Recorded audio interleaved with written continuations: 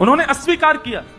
हुआ वही, उसने हल्ला मचा करके सबको इकट्ठा कर दिया, मेरे पति को इसने मरवा दिया और ये आदि आदि सब कर दिया।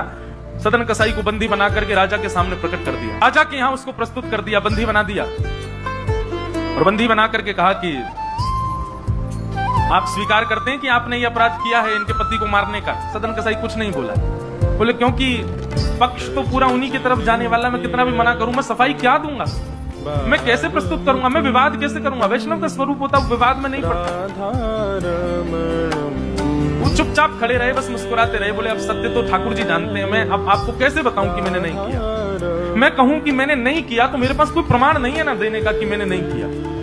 और प्रमाण देने के लिए, इकट्ठा करने के लिए, इतने प्रपंच में पढ़ने के लिए मैं नहीं निकला हूं। मैं तो जगन्नाथ जी से मिलने के लिए। आपको जो दंड देना है बस मृत्यु दंड मत देना, बाकी जो दंड देना है दे दो, मुझे जगन्नाथ जी का दर्शन करना है।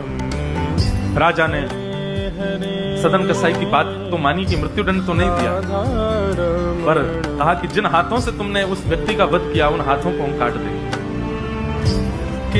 सदन कसाई बोले मैंने एक बार एक कथा में सुना है कि श्री जगन्नाथ जी की भी भुजा नहीं है, जैसे मेरे स्वामी वैसा मैं, और अपनी दोनों भुजाएं आगे करते हैं। मेरे स्वामी भी तो ऐसे ही रहते हैं। सदन कसाई ने अपने दोनों हाथ आगे किए और राजा के दूतों ने उनके हाथ काटे।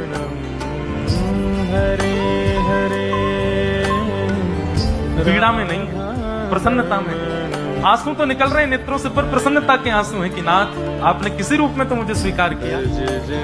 चलते जा रहे हैं, रक्त बह रहा है दोनों तरफ से, बस रास्ते में एक ही प्रार्थना कर रहे हैं, नाथ है तो ये शरीर ही और यही माध्यम है मुझे आपके दर्शन का।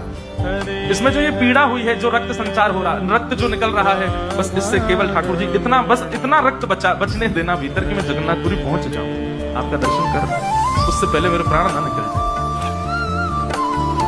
चलते जा रहे हैं, जैसे ही श्री क्षेत्र में उन्होंने प्रवेश किया और जैसे ही प्रवेश किया ब्रह्म वेदी पर श्री जगन्नाथ जी झूमने लगे। पुजारियों ने जाकर के कहा महाप्रभु जी आज्ञा करें, आप इतने प्रसन्न क्यों हैं? बोले मेरा एक भक्त आया, वो बेचारा बहुत कष्ट में है, आप लोग तुरंत पालकी लेकर के जाइए, उसको लेकर के आइए यहाँ पर। पुजारी सब पालकी लेकर के दौड़े और पुरी में प्रवेश कर रहे वैष्णवों से पूछना, अरे भैया महाप्रभु जी का कोई भक्त आया है क्या? महाप्रभु जी ने पालकी भेजी है उसको ले जाने के लिए। महाप्रभु जी आज बड़े प्रसन्न है, उनका कोई परम वैष्णव भक्त आया है। सदन कसाई ने जैसे ये बात सुनी कि पुजारी हल्ला कर रहे हैं, कोई बहुत बड़ा भक्त आया है, महाप्रभु जी ने उसके लिए पालकी भेजी, तो सदन कसाई इतने खुश हो गए, बोले आज ठाकुर जी के दर्शन तो होंगे, उनके एक प्रिय भक्त के भी दर्शन हो जाएंगे, कितना मेरा सौभाग्य होगा। और रही बात, मैं तो बहुत बड़ा पापी हूँ, मैं तो रास्ता भर यही सोचता आ रहा था कि मैंने इतना पाप किया, इतना मांस बेचा है जानवरों का, महाप्रभु जी पता नहीं मुझसे नाराज होंगे।